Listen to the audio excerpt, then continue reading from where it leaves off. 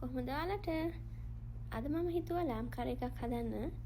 ඉතින් මෙන්න මේ විදියට අපි මුලින්ම ලුණු ටිකයි ගාලික් කොටාගත්ත ගාලික් ටිකයි ජින්ජර් ටිකයි දාලා මික්ස් කරගෙන ඊට පස්සේ අපි තක්කාලි ටික පොඩියට කපාගෙන ටිකක් දාලා ඒකත් පොඩක් ෆ්‍රයි කරගන්නවා.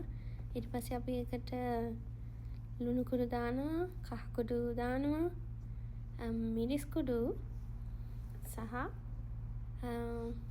ග්‍රවුන්ඩ් කොරියන්ඩර් ඒ ටික දාලා හොඳට මික්ස් කරගන්නවා.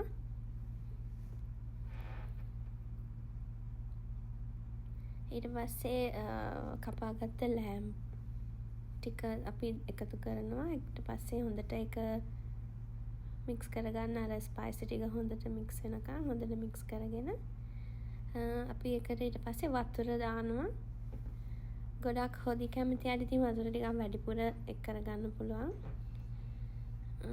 වතුර දාලා ඒකත් හොඳට මික්ස් කරගෙන අපි පියනෙන් වහලා ලිපේ විනාඩි 45ක් විතර ඒක උයා ගන්නවා. ඔයගොල්ලෝ සැරින් සැරේ ගෑරලා පොඩක් හැඳි ගන්න ඕන.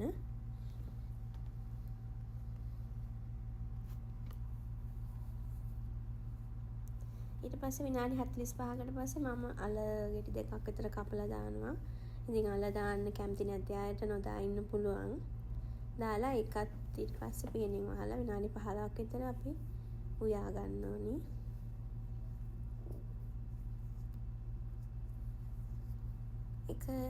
එකත් ඉවර වෙලා ඊට පස්සේ අපි ඒකට එකතු කරනවා ගරම් මසාලා තේ හැඳින් භාගයක් විතර. ලුණු මදි නම් ලුණු බලලා ඒවා ආයෙත් එකතු කරගන්න. ඔයාලට කැමති නම් මේකට දැන් කොත්තමල්ලි කොළ එකතු කරගන්න පුළුවන්. දැන් ඉතින් හදලා ඉවරයි. රස බලන්න තමයි තියෙන්නේ.